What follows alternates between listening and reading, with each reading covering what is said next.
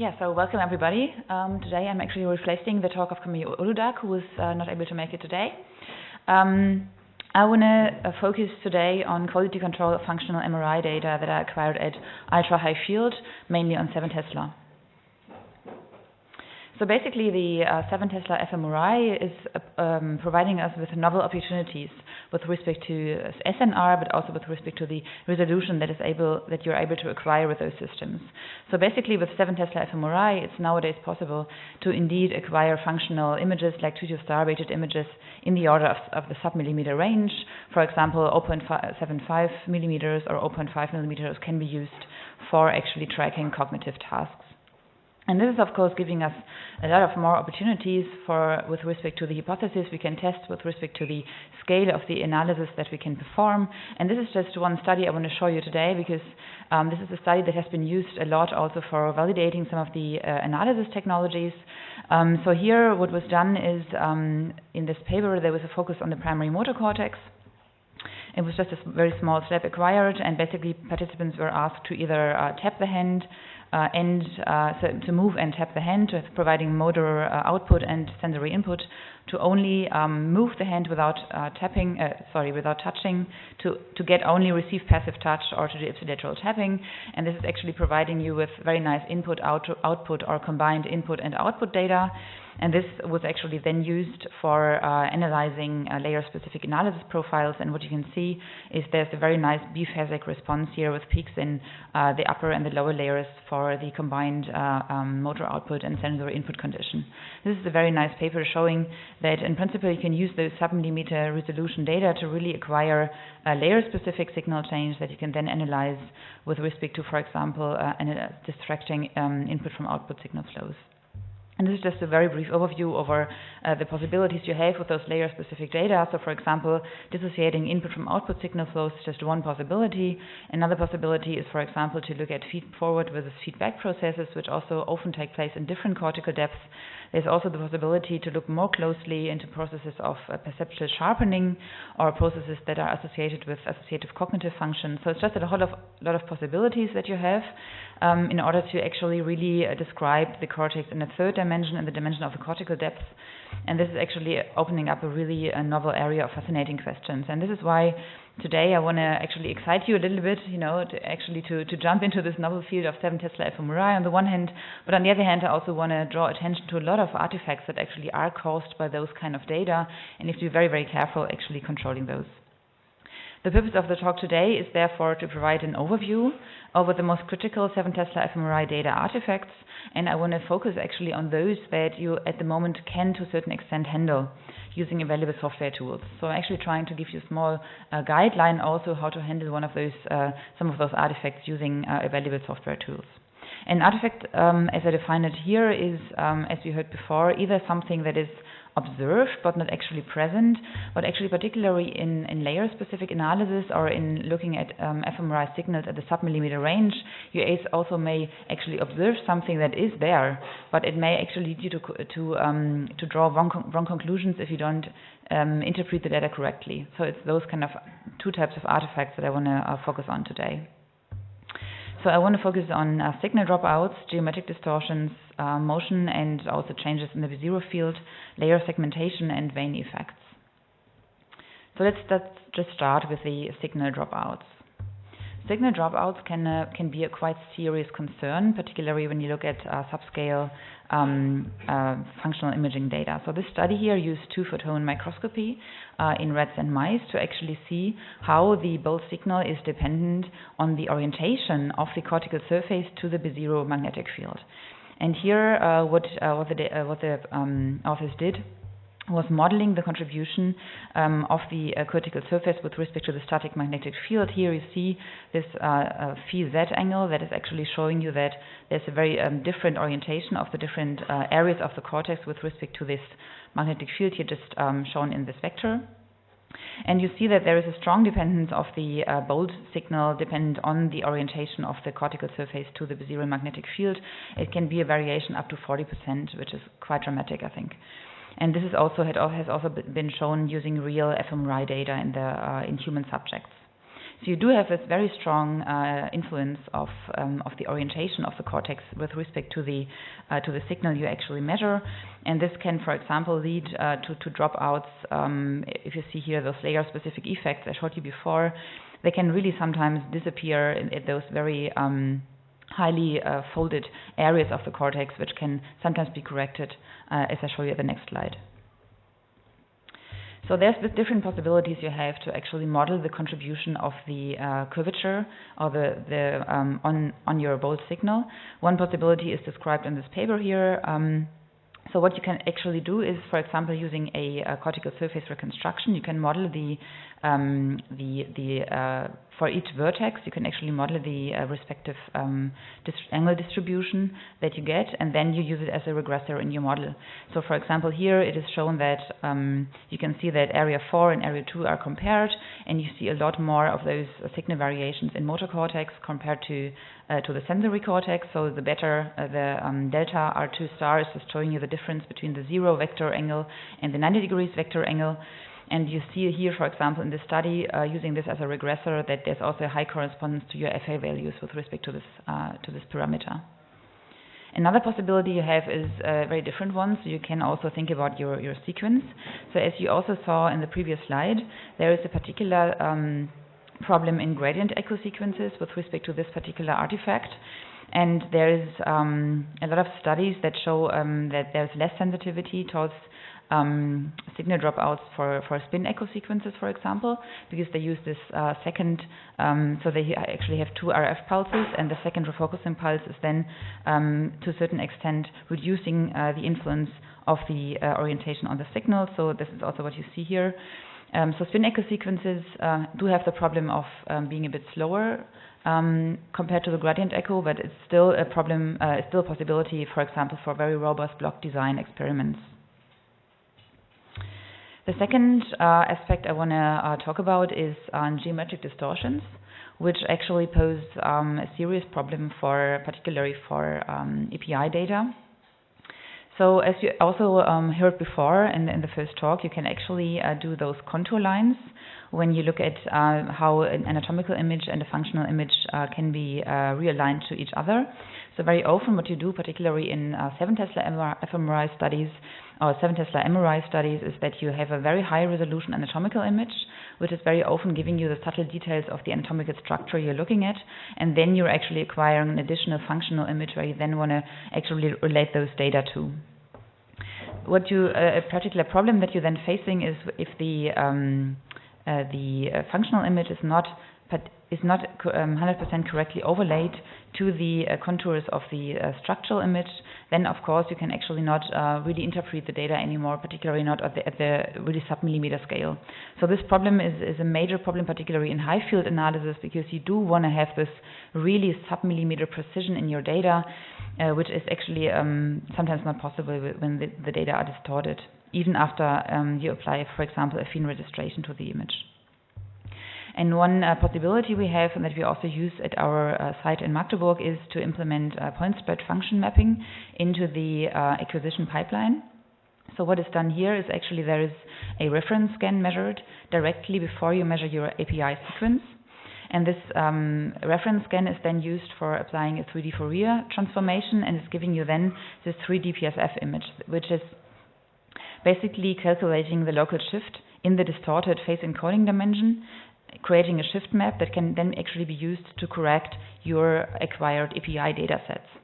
And this correction is actually done online. So you actually, at the output level, you already get those distorted and corrected data out of your processing pipeline. And when you look at one example image here, so those PSF mapping correction can actually massively reduce those geometric distortions. So here you again have the contour line of the reference image and the acquired API image with the correction applied and without the correction applied, and you see that those two images actually strongly realign again. So there's a massive improvement by this specific PSF correction. This is another example where the influence of the different phase encoding directions for API images is shown. And again, you do see actually that the corrected image is much less distorted, much less changing with respect to the face encoding compared to the uncorrected image. And here it's also, as you heard in the first talk, we just did a subtraction image, and you actually see that there is a lot of difference in the signal for the non-corrected image, but there is a relatively stable signal for the PSF corrected image. However, this is a methodology which I should point out here, which has to be implemented into your sequence. So it's not something that you can do post-hoc with your data, but it's actually really something that the physicist team is implementing into your MRI sequence. Another possibility you have actually to correct for geometric distortions, or let's say to handle geometric distortions, is to use anatomical data with identical readout as functional data. It's actually a different approach. So rather than actually correcting the geometric distortions that you have in your image, the approach taken here is that you actually acquire an anatomical image that has the same, let's say, the same distortions as your functional image, and then those two images are then aligned and can also be interpreted in the same space. So here in that example, this is an MI API sequence that has the same readout as the functional data. And then actually this can be used, for example, for free surface segmentation. So you can actually put this simulated MP-RAGE image into your anatomical free surface pipeline, and can then also conduct surface mapping. And this framework that you have there is then actually presenting with the same distortions as the functional image. So when you register the data, for example, you're actually analyzing them in the same space. Another problem that we heard about before is motion. Motion is also a major problem, of course, in 3 Tesla fMRI experiments. It becomes, however, extremely critical for 7 Tesla fMRI experiments because you sometimes, as I showed at the beginning, you are looking at voxel sizes of around 0.5 or 0.75 millimeters. So even a motion of around 1 millimeter is getting you into serious trouble if you want to look at layer-specific analysis, if you want to conduct layer-specific analysis. And also another problem that you have with 7 Tesla fMRI data is that you often acquire SLAP data. So you often acquire data with a reduced field of view to actually really improve the SNR and the signal change within your small SLAP. And what can then happen is, I think it was a very interesting paper that was published at our site 2 years ago, is that particularly for those SLAP data, you do often have very erroneous retrospective motion correction. So what we saw here is that the correlation coefficient between the correct image and the retrospectively motion corrected image, for example, using SPM, was very, very weak. And this was actually because the signal fluctuation that was induced by the experimental paradigm was massively, of course, influencing the data. So you can imagine this was a SLAP acquired in the primary visual cortex. And then actually conducting a visually driven experiment is changing almost the whole signal intensity within your SLAP. And this is actually taken then by the motion correction algorithm as a change in the voxel location. So the algorithm can no longer actually detect doesn't anymore have any fixed locations to focus on. So the whole image was shifted according to the experimental manipulation. So it was actually not working with respect to the standard analysis tools. And another problem, of course, that you have is not only that with small SLAP data of high signal intensity changes that the motion itself cannot be corrected, but of course you do also have strong effects of the change of position within this motion that actually then also leads to distortions with respect to gradient field nonlinearities. And one possibility that you have to correct for those kind of motion effects, some of those motion artifacts, is to use prospective motion technologies. Again, as before, this is a technology that has to be implemented into the MR environment, so you don't apply it post-hoc, but you have to really build it into the system. And this PMC correction technique is composed of an optical camera with included lighting that tracks the motion of a passive MRI phase tracker. This is a very small device, and this is actually how it looks in the system. So you actually have this camera attached to the scanner bore in around, I think, ideally 20 centimeters away from the target. And the target then is actually tracking the motion of your brain, in that case, online. And this is why you usually fix it to a mouthpiece that is then attached to the upper teeth, because they really move a lot in line of, they're moving in line with your head motion. Some sites, I think, do also attaches to the forefront, to the skin. However, you have to remember that you can also move your skin without moving your head. So I think attaching it to the mouthpiece is giving you much more reliable results. The camera can then track 6 degrees of freedom, the motion in 6 degrees of freedom. This is just an example of the tracking data, which are highly accurate. So they have an accuracy of around 0.01 millimeters. And they're as accurate that they can even detect single heartbeats that make your brain pulsate, actually. So they're highly accurate. And what then happens is that those data are tracked online, and the field of view is updated online to actually correct for those head motions. And this is one example image here where a very high resolution 0.25 image was acquired with and without such prospective motion correction technologies, and you see a massive improvement when the correction is on. The only thing that you have to have in mind or keep in mind is when you want to use those technologies is that you have to calibrate it before use. So at the beginning of the day, you calibrate the technique, and then you can use it for multiple subjects, multiple scans afterwards. Oh, sorry, and I also wanted to say that you can also combine this prospective motion correction with additional technologies that correct for the gradient nonlinearities. So there's a lot of possibilities also to extend this algorithm further to also correct for the distortions that are associated with the motion, as I indicated before. A further, I think, important aspect about the quality control of high-resolution data is to think about how you actually finally segment your tissue, because mostly when you do 7 Tesla imaging, you actually do want to have sub-millimeter and very accurate segmentation of the different tissues involved. And this is here one example of an algorithm that was developed to automatically segment biologically based cortical layers in the big brain. However, this technology is so far only available really for data where also the sub-millimeter tissue components are available. So this is at the moment not available for in vivo data, but only for ex vivo data.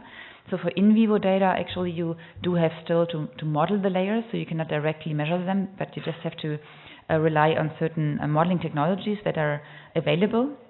And this paper, which I think is very nice, compared the different technologies to model cortical layers and validated that the equivolume model seems to be most correct for actually estimating the layers in different cortical depths. So just very briefly, the main assumption of the equivolume model is that the changes of the surfaces across different cortical depths and across different curvatures are actually preserving the volume, and however are then changing the cortical thickness but also the spread of the layers. And this seems to be most closely to the real biologically based data. And therefore, implementing this algorithm into your pipeline is actually giving you the possibility, rather than just dividing, the cortical depth into equidistant layers, it's giving you a more accurate estimation of how the folding influences your layer estimations. And this algorithm is implemented in the MyPath framework, for example, but it has recently also been implemented into the FreeSurfer pipeline. So you can also use this in FreeSurfer to more accurately actually model the contribution of the depth on the layer segmentation. The last aspect I want to focus on is the effect of veins on your data. So I think it's a major issue in 7 Tesla fMRI that the vasculature is strongly influencing your ball signal change, and this is particularly important if you want to look at cortical depth specific changes in your signal. So the bold API effect is mostly driven by venous veins, but also venules, and the major problem is, for one, that the ascending veins are not equally distributed across different cortical depths. So actually, even when you have an equal neuronal signal across all cortical layers, you will have actually a higher signal at the superficial layers, just because of the contribution of the distribution of the veins in those different cortical depths. So your pure signal is actually not wrong in the sense of, you remember the second definition of an artifact. So this is actually a signal that is true, it's there, but you may not be able to derive correct conclusions, because it may not actually indicate you a strong activation of your superficial layers. It just may indicate to you that the venous contribution is higher. So this is a major problem of those draining veins. A second problem is that you have those pile veins that just spread across the cortical surface, and actually they spread around your signal a lot superficially to the perpendicular to the cortical surface. And it can also make your both signal then very, very imprecise. And there's actually a couple of technologies that are trying to correct for those kind of problems. One, perhaps the simplest approach, is you can try to remove pile veins, either by creating a filter and filtering out just the both signal that is derived by those venous compartments, or you can also just remove the upper 20% of the cortex. So this is a very nice study here where a stimulus was used, that is a visual stimulation protocol was used that is producing like an M shape in the visual field. And you see here that it's particularly error-prone in the superficial layers, whereas the signal is much more precise in the lower and middle cortical layers. So just by removing the upper part of the cortex and focusing on the lower layers is giving you a more precise signal just for a first start. However, there are also more sophisticated technologies to correct for those kind of problems. So what you can, for example, do is you can combine your functional task with a guess challenge, where you then actually model the contribution of just the baseline signal fluctuations. So here, for example, it's a very nice example of, again, focusing on primary motor cortex and a tapping paradigm, as I introduced at the beginning. And here, when you just look at the raw signal change that is driven by the task, you may think that your activation peak is actually in the superficial cortical layers. However, what you see here, just by looking at the data that are produced by the GUST challenge, just during pure rest, is giving a very, very similar profile. And just by actually normalizing your functional data by those resting data, it's actually then showing you that your true activation peak is actually at the middle of the cortical depth. This is also similar when you use a normalized cortical profile. So this is technologies that you can use for actually correcting your data for those baseline venous compartments, and then trying to find out which is really the effect of your experimental manipulation on your data. Another possibility that you have when you want to focus on connectivity, layer-dependent connectivity, for example, is that you can model the influence of different compartments on your dynamic causal modeling approach. So here, what was basically done is it was a little bit of a simplified approach of modeling only two compartments. So it was assumed that there was just two different compartments in cortical depth. And there was then a factor introduced that was modeling the draining time that the blood takes from lower to superficial layers with respect to the signal influence of the draining veins. And the coupling parameter was modeled that shows you the strength of this influence. And it's just this one additional parameter that was added actually to the DCM model, which can then allow you to test hypotheses, for example, on how the lower layers are influencing the upper layers. And with respect to such models, which is actually, I think, a strong developmental procedure at the moment to actually develop further those models. This is a very, very new approach that has just been uploaded in bioarchives. So here, actually, this approach is taken further, but here, in that case, the effect of ascending veins and venules, but also draining veins at the surface, is modeled individually. So here, venules are modeled according to the balloon model, which we also, for example, use in SPM, but it's here expanded for multiple cortical depths. And here, in that approach, the ascending veins are modeled as the sum of blood inflows from the venules of the same depth, and the lower depth of the ascending vein minus the outflow of the upper depth. So it's a little bit complicated, also a lot of mathematics involved. What I just want to show you here today is that this model is actually really trying to model the contributions of each of those different blood vessels on your data, which is then, for example, allowing you also to test different assumptions, but also to validate your data. So here, for example, this model was used to reproduce the functional activity profile that I showed to you at the first slide. So here, this is again this biphasic response that is driven by touch and motor output, as I showed you at the beginning, using CBV and both signals. And this model was actually able to reproduce exactly this biphasic response for the CBV response, but the actually one peak response for the bolt response. So it's just this kind of modeling technologies that you can use also for verify your analysis, but also to derive specific hypotheses of how your experimental paradigm can perhaps drive your real measured data. And this is already, so I'm already coming to the end of my talk. So I think one very important thing that you have to keep in mind is that successful 7 Tesla fMRI studies is not possible without those kind of quality controls, because the raw data are often very highly distorted, and also the data that you get out of your pipeline are often not really interpretable in the way you want to interpret them if you don't correct for those kind of artifacts. And those tools, as you see, are constantly improved and updated. So it's a very new field. 7 Tesla fMRI is just developing, and it's actually a lot of people who are working right now on those methods. So it's really worth to getting in contact with those people and actually building up a very collaborative and multidisciplinary network to actually always trying to keep updated on the best ways to correct your artifacts. So in a way, there's not yet a kind of a standard way to correct those data. It's really something that the researchers are still developing and improving. And as I want to point out to you, in case you are planning to do some 7 Tesla experiments, and you, for example, are thinking about choosing your site for doing so, it is important that some of those methods have to be implemented into the MR scanner environment. So it is worth actually communicating with the site you want to do your research, whether those technologies such as prospective motion correction or PSF mapping are already implemented, are in place, and can be used by you in your study. And with this, I would like to thank you very much for your attention.